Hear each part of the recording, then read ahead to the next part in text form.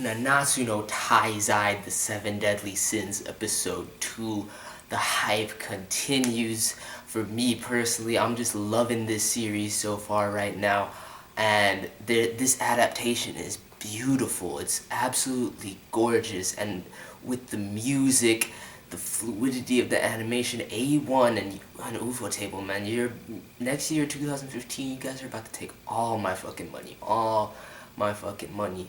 But yeah, to get into this episode, I don't want to compare and contrast too heavily with the manga. The only thing I will say is that the pacing is looking really nice right now. We got about a good 2 chapters adapted in this one episode, and the pacing throughout the episode was beautiful. So I'm liking the pace that we're going at. We see by the end of the episode that Diane is kind of slumbering in the White Forest and whatnot. So we're gonna see Diane next week, and I'm hyped as fuck for that.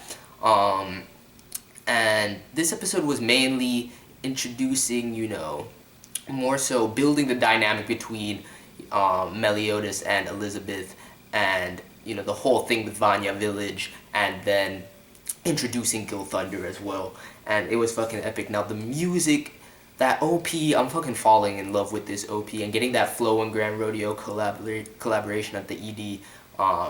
That shit was dope as well. But the fucking BGMs, this soundtrack, my boy, my sensei, the master, Sawano, like, going in, that scene where Meliodas pulls out the Gilthunder's sword and everything, the music that was playing, I was like, this is Sawano's take on Fairy Tail. I was just there the whole time like, yo, this shit is crazy, fucking bouncing around like a kid on Christmas.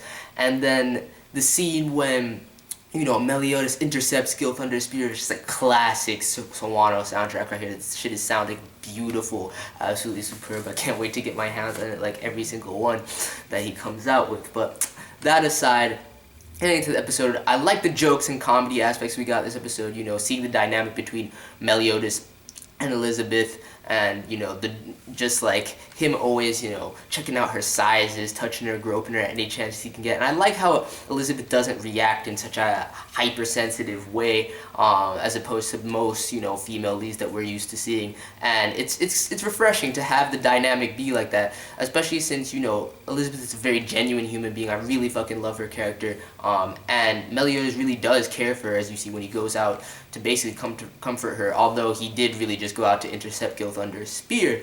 But I really like the dynamic, just Meliodas fucking around all the time, talking about, actually, like, I got expelled because, like, I went around raiding the entire women's panties of the kingdom, or, like, groping their boobs. And she's like, you're lying, you're joking. And he's like, yeah, I am. He's just he's fucking hilarious, dude.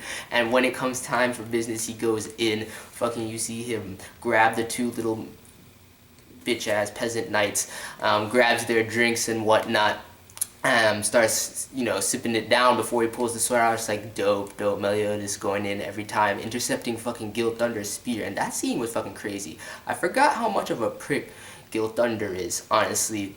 Fucking calling the Vanya village's special, like, wine trash and shit, saying it tastes like horse piss, and fucking jamming up their water supply, like, dog, come on, you being sinister. And that's why when, Mead, whose character was really well done, I like the design, the palette and everything, it just really shows how well and detailed this adaptation is. But when he was saying, like, if the Holy Knights are basically such pricks, then the 7 Deadly Sins must be the good guys. And yes, good deductive skills, Mead, because that's the damn truth. But Gilthunder, I fucking love Gilthunder, don't get me wrong, he's a beast. And you see that he's just like, tell me the coordinates of this location exactly, and he just grabs the spear, coats it with some lightning, and tosses that shit. Would have fucking taken out the whole village if Meliodas didn't intercept it.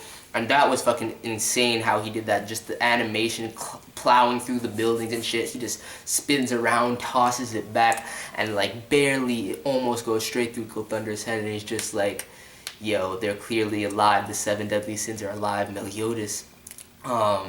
And yeah, I just really like how we got that as the end of the episode, adapting those 2 chapters. And now we're going to get into, going out, setting out on this venture full force, finding the rest of the sins, going to see Diane next episode, so I'm hyped as fuck for that. Also, the scene they add at the beginning with Elizabeth and her father. I really like that they put it in her, just showing her escape. It was pretty nice to see. And you really feel for Elizabeth and her backstory. We get to learn more about her this episode, in that she's adopted. She's not, the king isn't her biological father, but he truly cares for her, and they have a deep relationship, as you see when he tries to save her from the tree when she's young and all of that. And yeah, just overall beautiful episode. Music, animation, progression, and pacing. Just the badass scenes we get, the comedy aspects, really well done. These voice actors are really bringing out these characters strong right now, especially Hawk-chan for the win. Yeah, let me know what you guys thought. I'm giving this episode 9 out of 10. I'm just fanboying on 7 Deadly Sins right now, but it is what it is. Let me know what you thought, your expectations. Please no spoilers. I tried to keep this spoiler free for those of you like me who read the manga. And yeah, your thoughts and expectations, what you think of Gilthunder, and everything like that. So that's pretty much it. Peace.